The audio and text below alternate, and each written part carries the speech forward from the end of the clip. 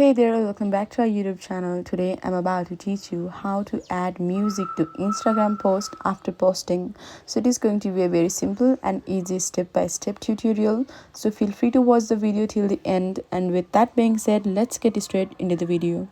To do this, firstly you need to open your Instagram app, then click on your profile.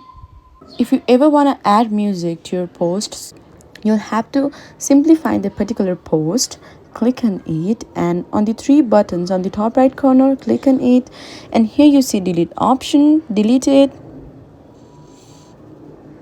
Click on the plus button and select that particular post again.